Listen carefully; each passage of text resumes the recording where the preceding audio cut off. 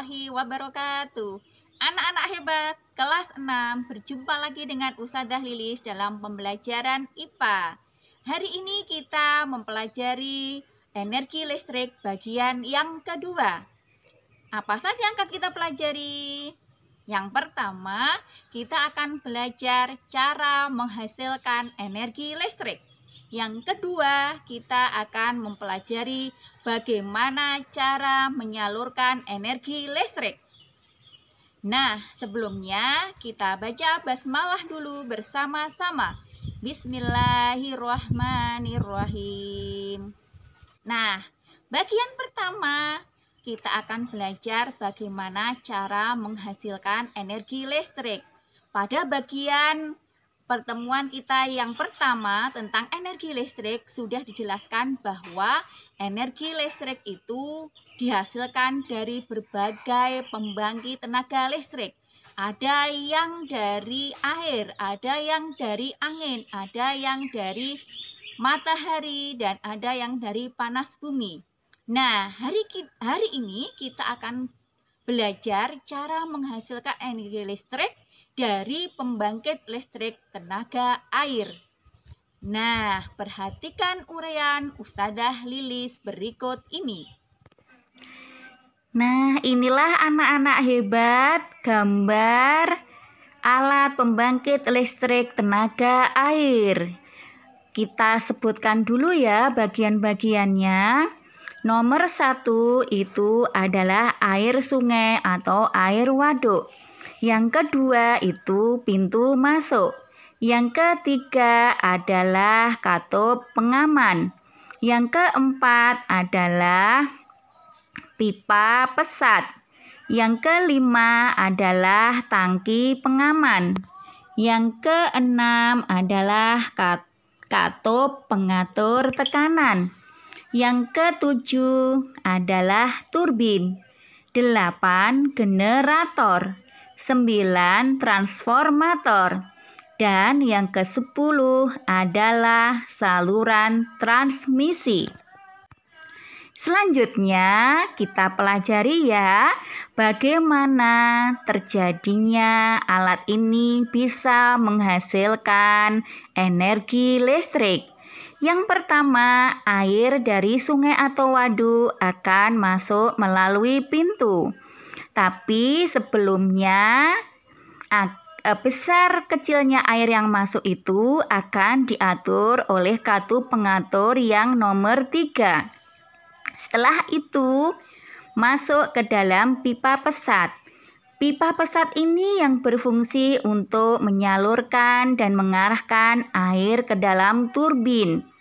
Nah, sebelumnya air itu akan mendapat tekanan yang lebih besar dari pipa pengaman, yaitu nomor 5. Nah, sebelum air masuk ke turbin itu, kecepatan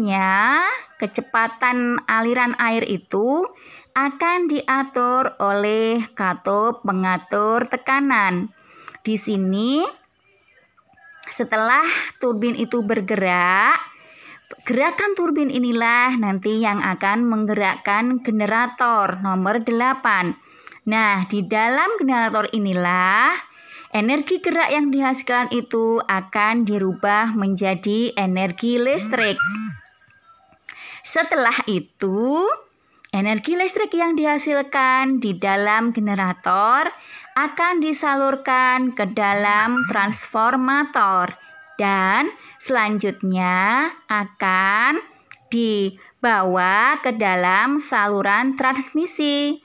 Nah, dari saluran transmisi inilah nanti energi listrik akan dibawa ke para konsumen. Nah, itu anak-anak hebat ya bagaimana cara menghasilkan energi listrik. Kalian sekarang sudah tahu bagaimana energi listrik itu dihasilkan. Nah, bagian yang kedua kita akan belajar tentang bagaimana cara menyalurkan energi listrik. Bagaimana ya listrik itu bisa kita nikmati di rumah kita? Pasti ada prosesnya. Ingin tahu? Perhatikan uraian Ustadzah Lilis berikut ini. Nah, anak-anak, setelah kita tadi mempelajari bagaimana cara menghasilkan energi listrik, sekarang kita mempelajari bagaimana energi listrik itu sampai ke konsumen.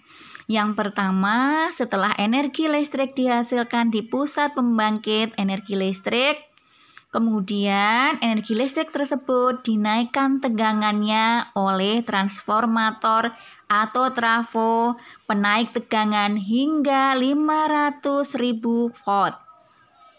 Baru kemudian disalurkan ke berbagai tempat menggunakan sistem transmisi yang dinamakan SUTET. Tahukah kalian apakah kepanjangan SUTET? SUTET adalah saluran udara tegangan ekstra tinggi yang berfungsi untuk menyalurkan energi listrik dari pusat pembangkit. Nah, setelah melalui SUTET yang melintasi wilayah pegunungan atau hutan-hutan, energi listrik kemudian masuk ke dalam gardu induk. Di dalam gardu induk ini, energi yang tegangannya masih tinggi tadi diturunkan tegangannya oleh trafo penurun tegangan atau transformator penurun tegangan menjadi tegangan menengah sekitar 20.000 volt. Nah, setelah dari gardu induk, energi listrik disalurkan ke gardu-gardu distribusi atau saluran distribusi. Tegangan sekitar 20.000 volt itu juga belum cocok untuk digunakan di rumah-rumah kita karena masih terlalu tinggi. Kalau tegangan terlalu tinggi, itu bisa merusak alat-alat yang ada di rumah kita. Maka di gardu-gardu distribusi itu tegangannya kembali diturunkan menjadi 220 volt. Nah, tegangan 220 volt inilah yang sesuai dengan kebutuhan rumah tangga atau rumah-rumah kita.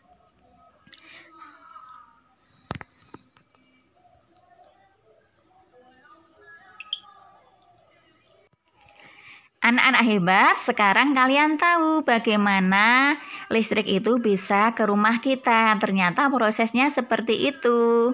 Selanjutnya, apakah dalam pendistribusian listrik itu bisa ada gangguan? Ada, teman-teman. Gangguannya seperti banjir, seperti tanah longsor, seperti hujan petir. Nah, itu beberapa gangguan yang bisa mempengaruhi penyaluran listrik sampai ke konsumen. Anak-anak hebat, alhamdulillah kita sudah belajar 2 hal pada hari ini, yaitu tentang cara menghasilkan energi listrik dan cara menyalurkan energi listrik. Untuk tugas selanjutnya, perhatikan ini ya tugasnya.